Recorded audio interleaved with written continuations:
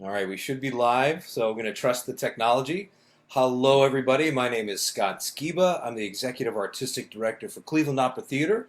Welcome to Page to Stage, our part of our Opera 101 series, where we look at all different aspects of how opera comes to life, literally from the page to the stage. We have with us today Maestro Tian Hui. Welcome, Maestro. How you doing? Hello. Hi, Um, great to be here. Oh, great to have you. Maestro's a very busy guy. He's music director for Pioneer Valley Symphony, Boston Opera Collaborative, the Victory Players, White Snake Projects, and he also teaches at Mount Holyoke College as director of orchestras. So, really busy guy. So, thanks for making time to be with us today. My pleasure. How is everything?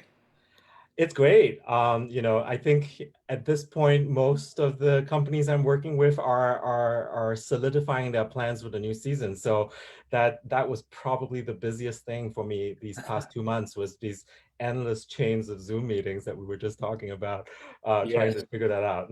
Yeah. So, big shout out to Zoom. Thank you for for all that you're doing. I know. I've used it a while. It at first it was the design teams, and I'm sure you do this as well. That you're collaborating with people from all over, and it seemed to be the most stable, the easiest to share. Even doing things like controlling other screens and moving around vector works. So thanks, Zoom. Big shout out. So are you calling from an exotic location, Maestro? It looks like you're I'm deep in calling the from the jungle. the deep jungles of South Hadley, Massachusetts. So You have very stable Wi-Fi for there. That's great. All right, so we'll talk about today, as I mentioned in the intro, just how we take opera from the page to the stage. And we've talked with designers in every department, technical directors, scenic, projection, lighting, you name it. We've talked about creating some new work, which we'll get into a little bit today. But I wanted to start out and just ask you, how did you get into music, but more specifically, opera? Wow.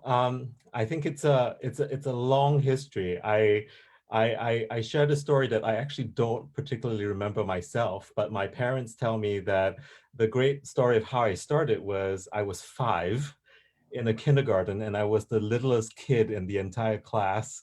And they had this plan to do a group sing, and they wanted a conductor to work with everybody singing. And they tried every single kid in the room before they tried the littlest kid, right, who was quiet. But somehow I got on stage and then it all worked. And that was how it started. That's awesome. That's awesome. And how did you get from that from falling into singing to conducting? Yeah, I think it's been a very roundabout route, but I could first start with, like, how I see the privilege of conducting, because there's this in my mind is always the sense of weaving the threads that are offered to me, and in a sense, the conductor is the person there in the moment, in the live art that we do, where all the threads are coming at us, and we have the duty of putting it together into something that is recognizably a picture for the audience. And something about that process of collaboration, of working with everybody, and of kind of, being responsible, and, to be honest, the thrill of it, because I think, there is a part of me that is really an adrenaline junkie, and short of, like, climbing the world's tallest mountain, I could climb the musical mountain of, say, a Traviata or Wagner, and feel equally thrilled and be totally in love with that entire process. I think, so that part of it has always appealed to me.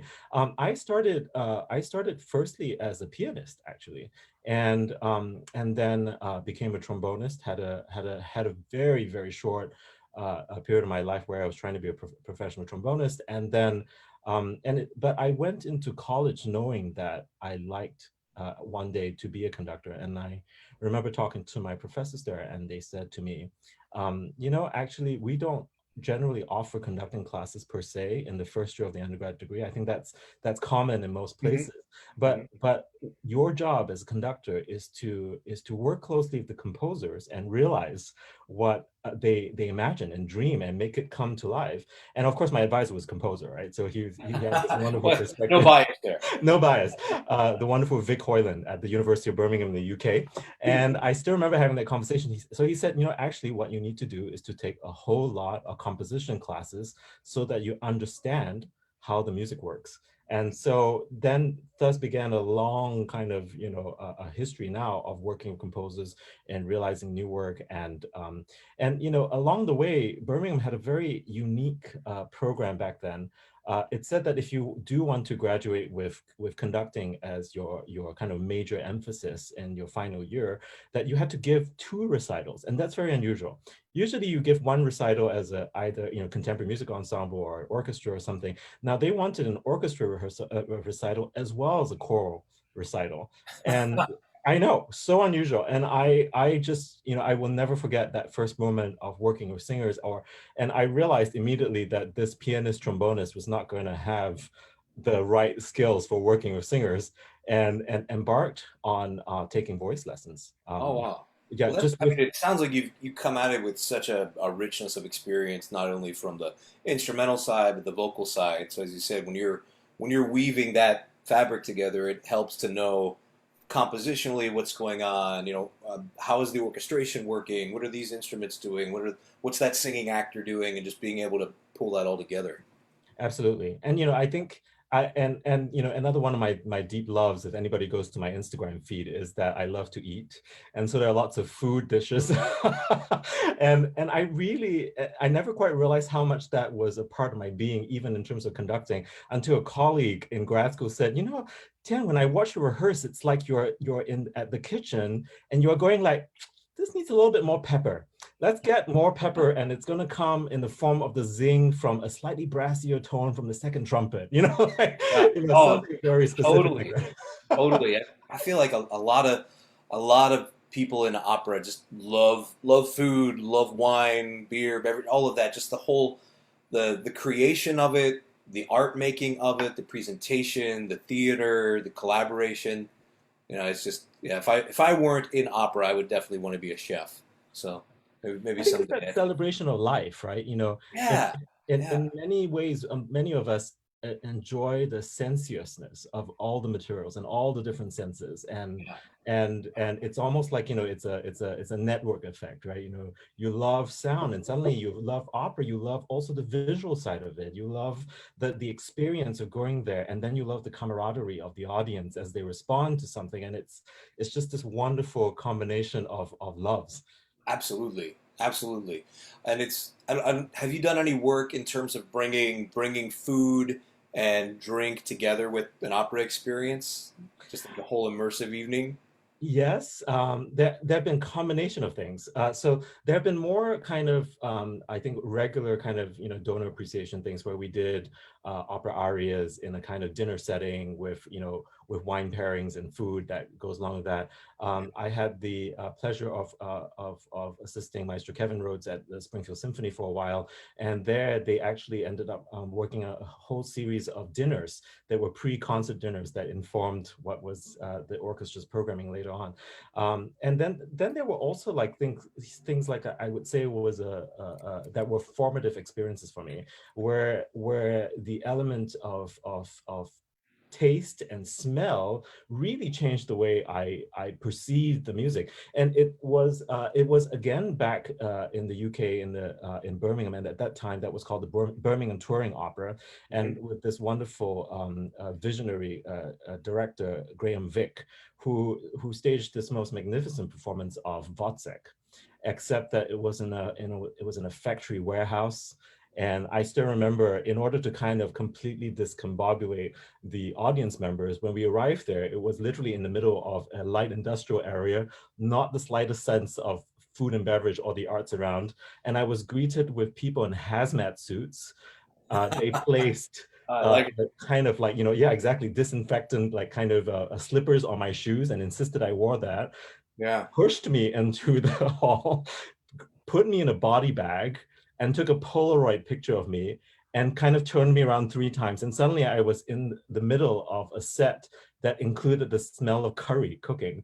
And I had no idea what was happening. And it totally like immersed me in this into this like kind of suspension of disbelief moment and just took me into the world of Wozzeck instantly. Well, that's And awesome. Just it was, that yeah, immersive feel. so We could visceral. maybe use those hazmat suits and booties now. Maybe that's our transition back into the theater, Yes. which would keep everybody safe. Well, that's awesome. So we mentioned at the top all of the different jobs you do. So when you're looking at bringing a piece from page to stage, how might that differ when you're working with PVS, when you're working with Boston Opera Collaborative, White Snakes, Mount Holyoke? Do you have a process that you say, these are the steps and this is how it comes to life if it's symphonic or orchestral or with students or with new work? Or does it all, do the lines blur and they cross? I think for me, there's a general principle, and it's kind of that principle of human relationships, right? I think we begin by saying hello and discovering each other, and that forms the basis on which everything else is built, and that totally informs the process next because. I think some of this is informed by some of my earlier experiences teaching in even a high school and middle school classroom where if your intent is to deliver a certain message and that message is the intent of the composers regardless of which era that is, then you're always asking yourself as a conductor, what's the best way for me to get that message across, Mhm. right? And for some people it is and I've seen people do this masterfully. Some people do this through metaphor and description. Some people do that with great technical precision, as in Mhm. describing exactly what they want.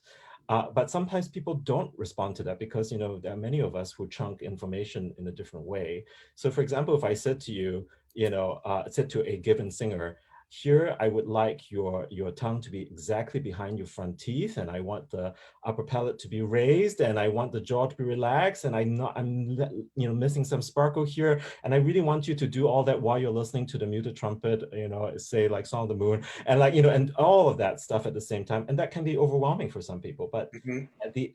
on the other hand, that's exactly what somebody else is looking for. So I think that discovery process for me, and building a relationship with the musicians that I work with, is the foundation. And then from that point, I change things. And many of us work with companies where not the entire company is fixed for a long duration of time, right? And so there is, to some extent, that rediscovery process each time I step in. Even if it's with the same company, the cast is going to be ever so slightly different. The orchestra might be largely the same, but trying to learn those things so that we can be very efficient with our time Yeah. and make sure we deliver the best.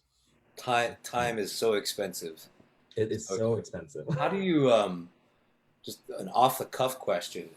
When as a director or a producer, I know how I approach time. And that might be the very first and only time that the actors get to be on the actual set pieces is on this day. Here's your train schedule, and maybe you have 7 minutes for Romeo and Juliet to figure out how to use the tomb, etc. Or we're worried about all the IA hands in the theater, making sure we don't go over budget. But I feel like the most stressful is when, sort of as a director, I'm able to say, okay, it's not my rehearsal. So when we get to orchestra dress, I can't stop for anything, and unless something is on fire. But you've got not only all the crew, all the union on the stage, all the IA. You've also got the musicians union and everybody in the pit. How do you deal with that level of stress that could easily mount, and you could, if you focused on it, think, okay, that was $100 for that second. Here's another $100. Here's another $100. And that's just so true, isn't it? It's like, it's this ticking counter of waste if you don't use it properly. I mean, I think that, I was having a conversation about this with a friend recently. They said, in the emergency room, generally the doctors aren't panicking, right? They do not have the luxury of panic. So I think it's the same for conductors. In fact, the more convoluted we know it's going to be going into it, the more I am in this like like I'm almost like the dead zone of emotion, like at least for the purposes of these technical things, like I think when we can solve everything and then in the moment of performance, then like I can finally let free emotionally and Yeah. take risks. That's like the ultimate goal always. But like in that moment where there's even the possibility of anything going wrong, we are that traffic controller that cannot fall asleep, cannot take a toilet break, cannot, it's just complete Yeah, focus. things will fall apart quickly if you step off the podium. Nothing will be together.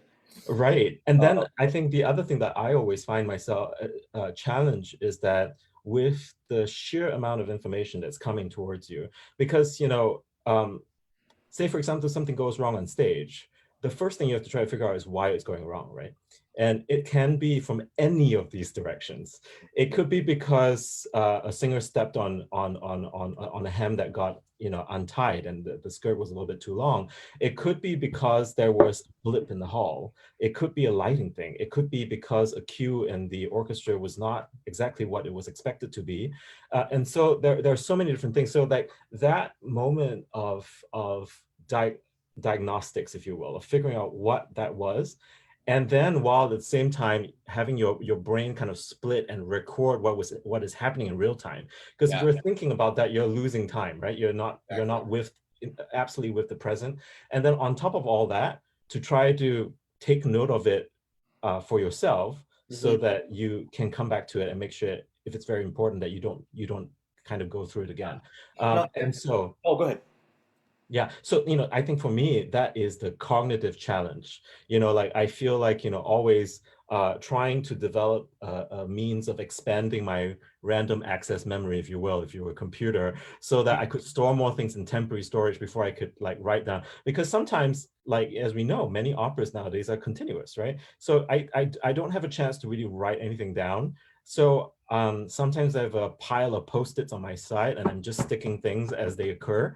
I can go back, but sometimes they're occurring so rapidly that there's no time to do it. So in between the curtain change, I'm writing maybe like 12 things that I've been trying to hold in my random access memory, all the list, so that when I go to the next act, I have it all down. Um, and it's kind of interesting. I think I've developed the skill of like unjudgmentally recording what I heard in my brain and then Hmm. coming back to it later when I have time. Oh, absolutely. That's something I talk about with students when working with singing actors, and I'll say, a large part of your craft is learning to expand your RAM. Like a computer, it might appear to be doing a number of things at one time, but it's really just doing thing number one, thing number two, thing number three, thing number four, and cycling really quickly. So I know a lot of different composers have different, or conductors have different systems. How do you mentioned the Post-it notes? Do you work with an assistant who, you'll say page whatever, or, some people have, playing cards, like you said, Post-its. What's your system? Or do you just literally hold it all up in the RAM and then when it's time you let it go? I think, first and foremost is holding it all in the RAM. Hmm. And then the extent at which I can unload that, in the bricks that I have. So actually, that's one of the things that I've noticed is like, very often uh, my colleagues as conductors, we don't really get a break, because while the rest of the cast goes off to take their break, for example, the orchestra goes up to do a break, we are talking to our assistants, we're talking to the stage director, we're talking about the overall balance in the hall and trying to get all this information so that after the break, when we come in, we can already try a solution to those problems that are global issues. So that is always you really need endurance for this, I think, because you're kind of cognitively on high, like, it's like a marathon sprint, if you will, for about 5 hours from the moment you get into the house to the moment you leave. Yeah, absolutely. Yeah, I do have a system of noting things. Of course, that we've all developed little shorthands and so on.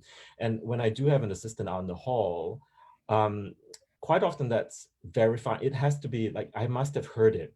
You know, it's happily seldom the case where somebody tells me something that I didn't notice at all. But Hmm. but sometimes in the heat of the moment, it might be that I know something went wrong, but I couldn't quite tell why. I could tell what went wrong, but not why.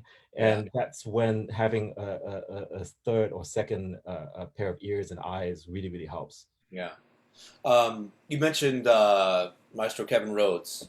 We collaborated a bit in Traverse City. Great guy. Ah, of course. But in working with Maestro Rhodes or others, what advice would you have for any aspiring conductors? Because I've always wondered, I know what it sounds like when I stand right by Maestro, and we might be chatting and looking up, and just how the sound travels and the balance, and then when you go into the hall, did you sort of have to condition yourself, maybe like a singer might, to say, well, when a singer sings on stage, you're not going to hear what it sounds like in the hall, so you sort of they learn to go by feeling rather than what they hear.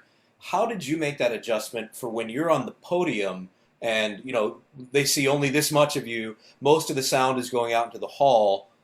How did you condition your ears and your brain to sort of accept what it is you're hearing in the pit and know that it's balanced in the hall? Yeah, actually, this was one of those very fundamental questions I found myself asking in the early part of my conductor training, because it is surely such a necessary skill for a conductor to be able to almost like do a diagnostic of the hall that they're playing for, and then lock in that acoustic understanding, and then let it influence what their interpretation is going to be. I'll give the example of some performances or some colleagues who did this so wonderfully. I learned from that occasion. I was watching the Warsaw Philharmonic perform at the University of Massachusetts Fine Arts Center concert hall. Now, this is one of those gems of the brutalist period. So it has a ceiling that is like 5 stories high. It's basically a solid concrete box. Of course, all the resonance of the hall floats upwards with no resonators to bounce them back. There are very few fabrics in the space, so it doesn't soften things. It's this Mm-hmm. harsh sound. And they came and played a complete kind of romantic Chopin program, and it was ever so exquisite. And and they were the first orchestra after having heard several in that space that made it work. So, the question, of course, is like, how did they make it work? And it was brilliant because they realized that since it didn't allow for them to really deliver a truly satisfying triple forte experience, because you Mm-hmm. can never fill a hall of that size. Yeah. They consciously worked at conditioning the audience's ears towards softer dynamics. What a clever strategy, and so it was that this was an orchestra that was able to kind of, if you had pianissimo to fortissimo, and now your everything has been compressed down to mezzo forte, and they were still able to manage the gradations in between in a discernible way. Probably not the first 3 or 5 minutes, but after that, I think we all got used to it. We all Right. got used to leaning in, and Yeah. the colors that they were able to do were just absolutely astonishing. So that kind of stuff, like, now I've seen that happen. The next time I conducted in that hall myself, that was my primary strategy. I was no longer trying to create, say, the classic pyramid, with the great big fundamental and the stack of resonances, and then the brass being of a certain kind of size of sound, because I knew it was impossible. So Mm-hmm. instead, we went for a much more. It felt, and actually, honestly, the brass players probably hated me because it felt so kind of restrained and compressed. It Yeah. was Do you want us to go in the green room and play, Maestro? Is that what you would right. like? Exactly. Can you do a p now, please? Because we need the variations, Yeah. and it was very interesting to do that. But then on the whole, then the and it's kind of interesting. It's also, I go back to the kind of food idea, right? It's like, if you are serving steak and suddenly your hors d'oeuvre is something that is a complete clash of that. I don't know what that could be, but let's just say a totally different cuisine, and you had like kind of like sashimi or something, and it could be very, very clashing. And it's like, so the funny thing was that when we reduced the sound of the brass, everybody said the string sounded better. So it's that kind of dynamic interaction between all the different parts that is, for me, very, very interesting to see. And to return to your original question about like what advice would I give to aspiring conductors, I mean, I think it's again that relationship, the human relationship with the maestro you're observing, because it's also learning that everybody is so different and everybody has different strengths, and literally people hear things differently, and they rehearse differently, and they they aim for a different final product. So it's, I think, like in the early days, I in a sense made the mistake of imposing what I heard onto the person I was trying to assist, and then I soon learned that this is a, in the best situation, you are getting an insight into that maestro's process and Mhm. understanding how they put that together. And it's like, are you able to figure out what their preferences are, Yeah. what their adjustments are, and how you could observe the helpful information you could give to them, and then relay that in the way that they prefer. Yeah. So again, it comes back to that relationship. And just more training into how to do that and bring it together. And I think stage directors and lighting designers sometimes work in that same sort of way that you were talking about, just the amplitude of the hall, and sort of, well, okay, if our spectrum, instead of being from pianissimo to fortissimo, then maybe it's only this loud, so we kind of adjust. There are times when we'll be looking at something with lighting and think, all right, if we want it to be this dark, we just can't ever let the audience know that there's a brighter possibility. Once their eyes adjust, or once the ears adjust, then we can sort of play around in this world. But the minute you show them it could be more, then you kind of crave that. Yeah. I think of also, because this has an implication on interpretation. I mean, I really love the work of Herbert Bronsted, who for many years was working at San Francisco Symphony. And I remember hearing, I think it was his rendition of Nielsen for the first time, and just thinking to myself, wait a minute, there are all these lines in there that I never heard before. Like, how did he do that? And trying to kind of understand uh, the ways in which he made that possible. And of course, when you're listening to a recording, it's partly because of the mixing engineer, but I think the conductor also has some input into this, into like the overall aesthetic of it, Mm-hmm. and just realizing that there is that kind of psychological perception of musical material, and how somebody processes sound, Mm-hmm. and how they perceive something, and that gives you some possibilities in terms of like bringing things to people's attention. Yeah. And so it's kind of something's interesting, like and I would think also, it sometimes sounds as if like I'm trying to go in a roundabout manner, but sometimes somebody would say that singer sounds really shrill there, and I ask myself, is it the hall? Is it the singer? I mean, it could be the singer, right? But could it also be because of something that we're not doing in the band? And Mm-hmm. also with some of the smaller companies that I've been working with, often we're playing arrangements of canonic work, so like reduced orchestration. So in that reduction, does that now still support the singer in the same way that the original orchestration does? Right? And is that the reason why that singer sounds unsupported or feels uncomfortable there? Mm-hmm. So those are the things which, I mean, I think it's the role of the music director to do that, because because nobody else is kind of really empowered to say that. Mm-hmm. I mean, if the singer says, the band is just not loud enough, or like, or Okay, diva. Yeah. yeah, exactly. It could be that, so like I feel, but the truth is, what they said could be true. There might be a kernel of truth in there. And, Mm-hmm. and if the assumption is that everybody wants to do the best possible job together and make this music come alive, then I find it useful always to ask, so why are they saying that? Mm-hmm. Yeah, and I think that's the key, is just everybody on the team having the interest of the most authentic, powerful, engaging, entertaining communication possible.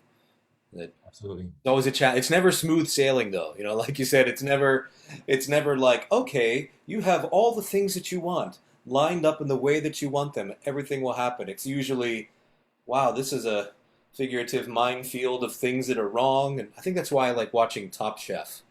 Oh If yeah. you had to bring it back to the food, you'd think, oh, well, with unlimited time and resource, they could make beautiful meals, but this whole imposition of time and circumstance that adds that challenge, I think, oh yeah, this is kind of like making an opera.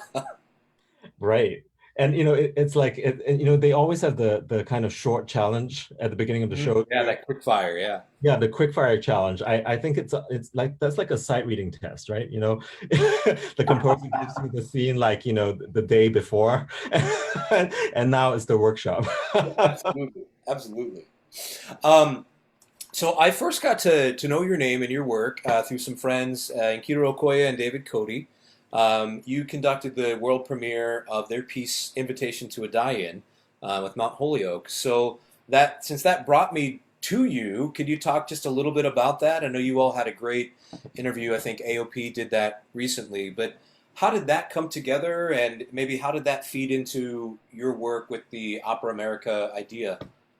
Yeah, so I first started this whole journey actually with the work of another composer, Mary D. Watkins, who wrote an opera called Dark River, the Fannie Lou Hamer story. And actually, I'm in the process of reworking that into something that community choruses around the country can do as summer sings, because people are trying to find a way to add their voices and to join the conversation in this moment with along with our allies across the Black Lives Matter movement.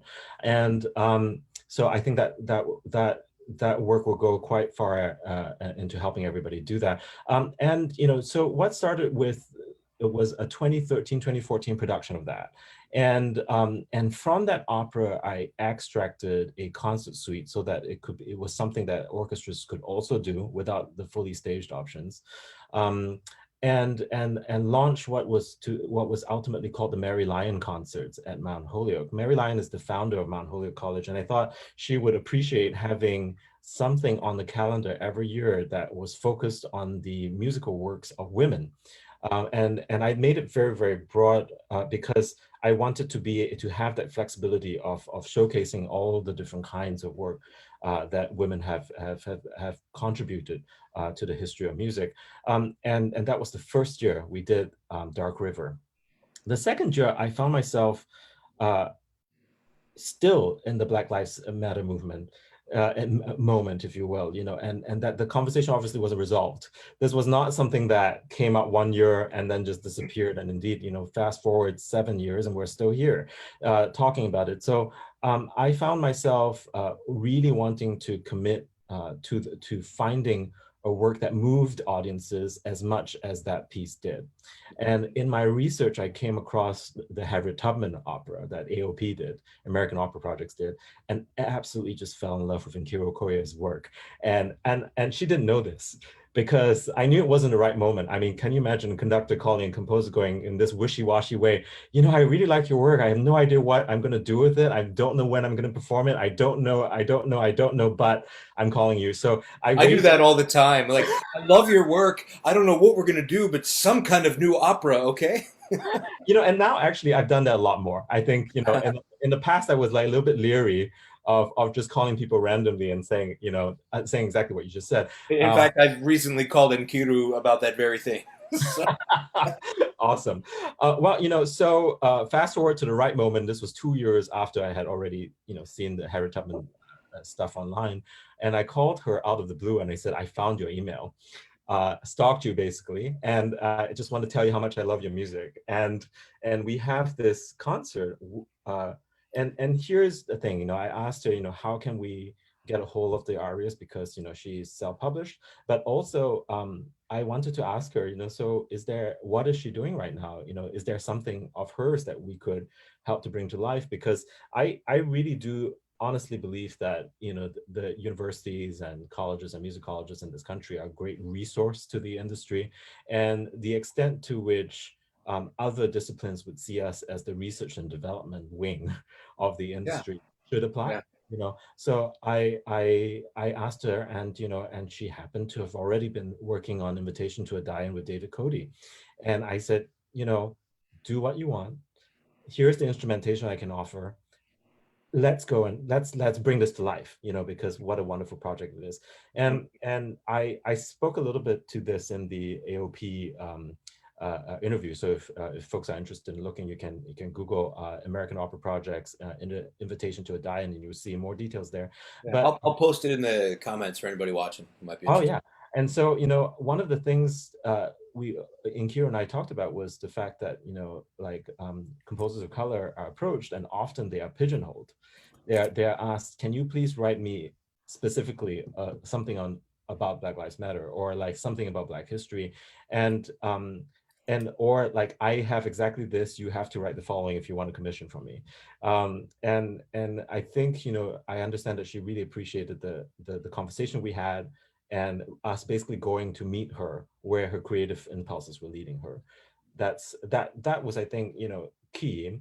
We also had long conversations about, and this we didn't talk about in the AOP interview, about the performance practice of this music, and given the orchestra that's playing it, who's going to be the soloist for this? How do we make sure that it is as close as possible to what she intends? So a long conversation about those things. So I think, Um, that was a very happy collaboration ultimately. I mean, on a very unhappy subject, but also there are also some things that made it a natural thing. I recognized right away from the concept that when she first said to me that it was going to be based on like Haydn's Farewell Symphony kind of idea, where players are leaving the stage.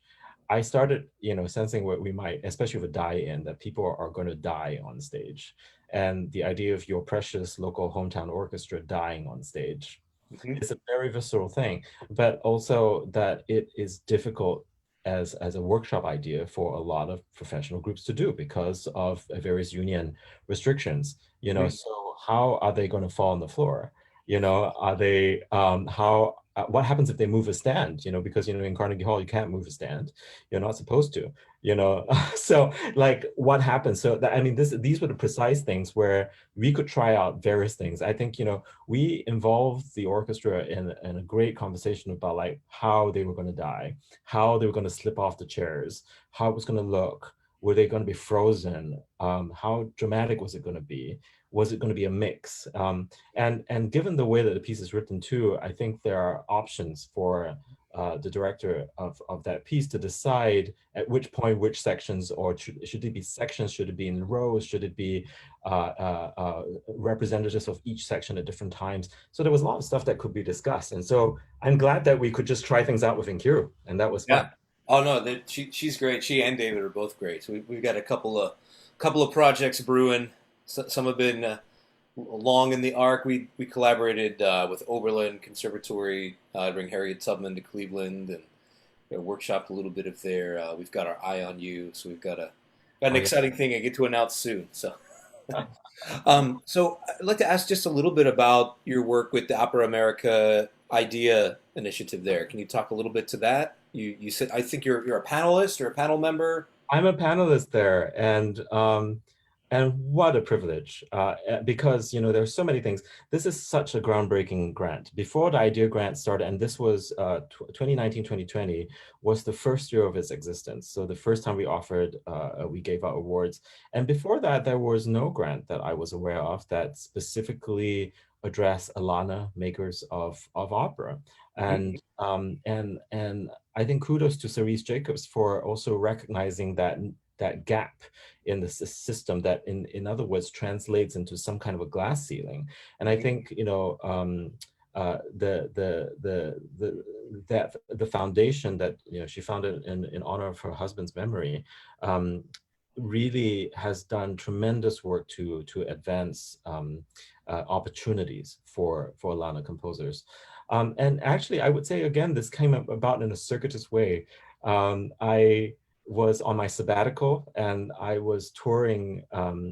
I mean, this is the ultimate luxury, especially in this COVID moment, to think back on what I got to do last year. My gosh, I was lucky to win a grant just to go and study what some of the major institutions in Europe were doing in terms of education outreach, because in particular with some of my ensembles, I was trying to understand how it was, what are some of the possibilities of us working together with other partners in our communities to kind of address what seems to be a need for more arts education and more music education, access to classical music in general. And I was really in great admiration of the German system, where where there were plans for every school year in every city to go and visit the opera house. I sat in one of those productions of Magic Flute where the entire hall was filled with like kind of 10th graders. It's like, so it was really really exciting to see that. And along the way I ended up talking to some people at the City of Birmingham Symphony Orchestra as they were doing a premiere of Roxana Panufnik's work, celebrating the 100th anniversary of Polish independence. And they said, wow, you've been doing all these operas that we've never heard about. in Europe, and all these composers of color that we've been trying to find, and we've been wanting to advocate, but we don't know where, or right, we'll be interested to see, clearly, since the composers that you're working with are so different from the ones that we are familiar with, it's going to be a rich conversation. And so I was invited to the National Opera Studio of Great Britain, where the subject of the year was diversity in opera.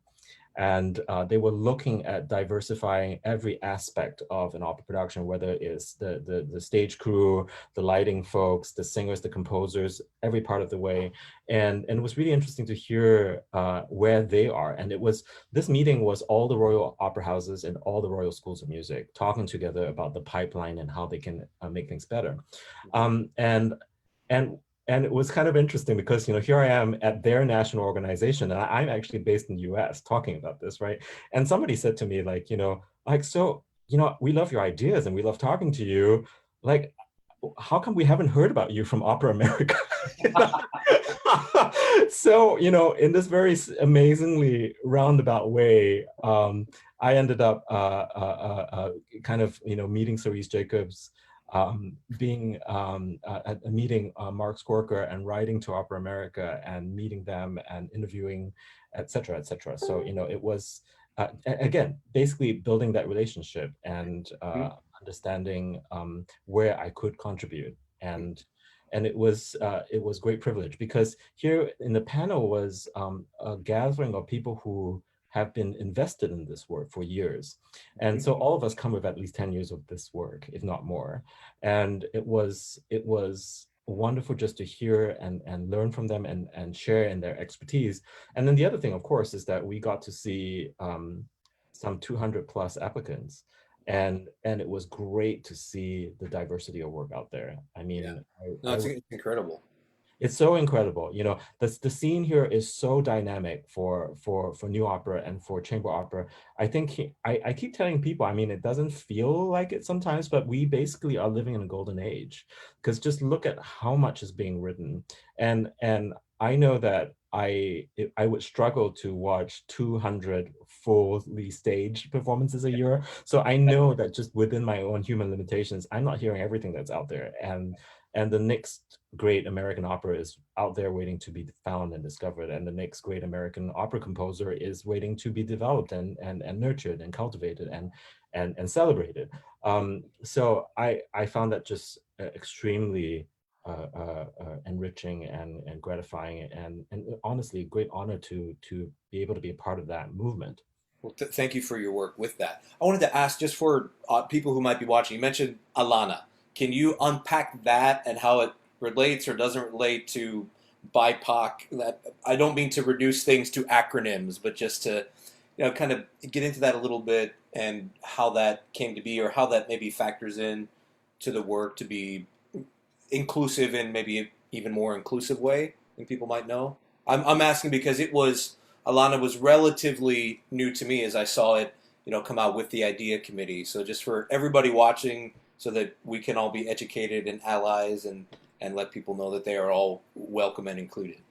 So Alana is firstly an acronym, and just to spell it out, it's ALAANA, and so it stands for African, Latino, Latina, Asian, Arab, and Native American. So and of course, it's become a kind of convenient way of talking about all these underrepresented groups, if you will, in the world of opera.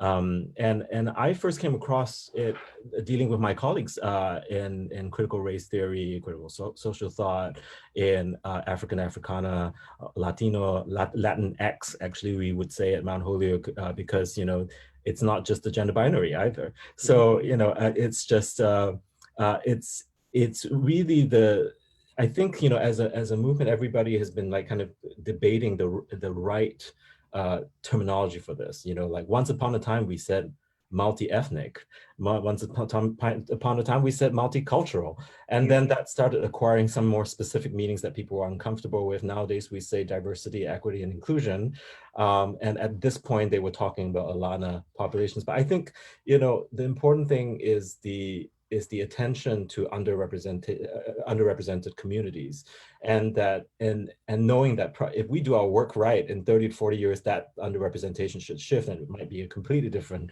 kind of underrepresentation that we'll need to. Yes. Yeah, it needs to. So thank you for all the work that you're doing to make that a reality, and thank you to everybody watching who helps with that work, and thank you for everybody who's creating that work. We need you. Indeed. So a question for you. This is related to your work with Whitesnake Projects, a new work in development called Alice in the Pandemic, which I would say is probably under the umbrella question of how has COVID-19 and the pandemic and the quarantine and social distancing, how has that played into your work? I think it's a challenging time for everybody, right? Firstly, I should say that, and the most challenging thing is that literally it feels that every single vector of putting together a performance is shifting all the time, and with contradictory studies, which is it just, and I'm not. I don't think that there's anything necessarily unusual about this. I think this represents a certain kind of lively intellectual debate about what's the best way forwards. And since we're early in the game, it is necessarily messy. But I felt that, personally, a responsible thing to do for my organizations is to find a way to continue in the worst scenario.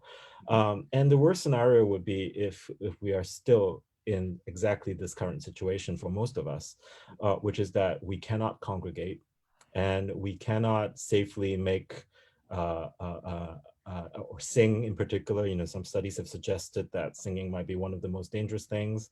But also other studies have suggested that as long as you're in the same HVAC system, you are in danger, regardless of social distancing, regardless of masks. And the masks prevents you to a degree from spreading your germs to other people, as far as I know, but not necessarily the other way around. So I figured that one of the ways that I must make sure that there is programming that is basically online and engaging for the various ensembles that I'm working for and with. I think, one of the most striking things was said at a League of American Orchestras conference, where they said all the CEOs of big arts organizations suddenly realized that they are CEOs of media companies and not dance companies or orchestras or operas, and that's kind of interesting because it's kind of shifted so much emphasis into the technical and into the visual in order for us to overcome this moment. So that's very, very hard depending on the resources of the organization. Whitesnake, Alice in the Pandemic, oh my gosh, I'm so excited about this. This is going to be absolutely groundbreaking. I don't think I'm at liberty to disclose all the cutting edge technologies that we're using, but I can just say that it's definitely worth coming, even if from the perspective of like technological progress, if you will. I am just absolutely floored by the team that I'm working with and their solutions on overcoming the limitations of Zoom, for example, for theater productions. And I've also been working with very sound engineers where we have this issue where the algorithm of Zoom is maximized for speech, which is, we're talking right now, it works absolutely fine. But once you start singing, sometimes it classifies some of the sounds that we're singing as background noise, and you have this really awkward audio. So I've been in rehearsals with engineers where we were talking about, actually, so we're going to change the interpretation of this song this way, and we're going to change the backing track in this way so as not to trigger the algorithms. And then of course Zoom is updating itself all the time, so the algorithms are shifting as well. So this is a very dynamic process. Yeah, and also I think the subject matter, I think when we were talking to the creative team, Elena Arauz, and of course Cerise Lim Jacobs, who is the librettist and the producer for the show, we really wanted something of the moment. And this is a conversation about a long going kind of conversation about the turnaround time and how quickly can opera as an art form respond to the challenges of the moment, right? Because it's hard. I mean, if you just look at how quickly the late night shows pivoted, it took like 24 hours or less. and like we are very far away from that in opera. I think even this is absolutely remarkable because I think we made an initial discussion about this in the early April, Hmm. and by today I've received the full score of a brand new commissioned opera, That's awesome. like new libretto, new composition from scratch, Mhm. and we're almost done with the casting process, and we're about to start rehearsing, and Great. we'll perform in October, and that's just such an incredible turnaround. Yeah, no, it really is. It really is. I know, like you and like many others, just connecting with colleagues, exploring technology. I feel like I have a degree now in OBS and ultra low latency and audio, video, and coding, and I'm excited to see what y'all are going to do uh, Yeah. with it, and we'll be And it's sure one to of the reasons why share. you and I were just talking about our 16-hour days, because in addition to the regular work we've done, we've basically all done graduate classes in Yeah, video production. it's been a trip. It's been a trip. Well, we're looking forward to that. So the final question for you. Thanks again for all of your time. Um, I find myself, sometimes feeling badly when I see friends and colleagues who have learned new life skills or they're suddenly really in shape, and I think, wow, I've got a pretty terrible quarantine body going here. I've just been working, but have you discovered a hidden talent? Are you an expert sourdough baker now? What have you developed in quarantine other than the multimedia skills? It's I think so many of us experience this COVID time in different ways. I Mhm. had about 1 week of nothing, and then things got really hectic, and I don't think that it's abated at all. And I feel, I in fact, talking to my partner, it's like this long days. He's talking to me about like how we're here, but like never sees me. Yeah. Just working all the time. I think that the what it has been is that I took inspiration from Julie and Julia, the film, and I've taken a look at the collection of cookbooks that I have at home, and in those 2 weeks when I really had nothing to do for a short while, where we were all trying to figure out what was happening, I cooked through a 2 week menu that was there, 3 meals a day. As an experiment, and you can see that on my Facebook, my Instagram feed. But the other thing that I've had a lot of fun doing is way back when I was considering where to go for grad school, I briefly considered going to Germany, and so got German to a rather high level, and but then never lived there, and therefore didn't really kind of keep it going. And so I've had like so many friends been all over Duolingo learning languages. I think that's probably like the newest thing that I've added to Yeah. the Well, yeah. that's awesome. Well, thank you so much for joining us. It's been a pleasure chatting with you. Thank you, everybody, for tuning in. If you're seeing this on Facebook, be sure to like us and follow us there. If it's on one of our other channels, like our YouTube channel, follow us on Instagram and all those things. We look forward to seeing how Alice in the Pandemic develops. We'll be sure to share some info about that. So please check that out. And I'm sure I'll be reaching out to pick your brain more about how you're developing that stuff, and happy to share any of the things we're developing here. But thank you so much. Thank Great you to for see having you. me. Yeah, absolutely. Yeah, we'll come back. Maybe we'll do something closer to when you're going to premiere. Maybe we'll get the whole team on and talk about it, and do some collaborative promotion. This time has sort of opened up what we can all do in terms of uh, collaborating, co-producing. I couldn't normally afford to fly you to Cleveland to sit down and interview you at a library lecture, but can Zoom you in, and that's all good. Yes, yes. And this is All right. the great thing about kind of bringing us all closer together in this moment. Yeah, Thank absolutely. you so much for having me. Thank you. Thank you Thanks to everybody for Maestro listening. Tian Hui. Thanks for being here. Great to see you, man. Good luck with all the work. Stay safe, and thank you, everybody. Thank And stay safe, and we'll see you soon.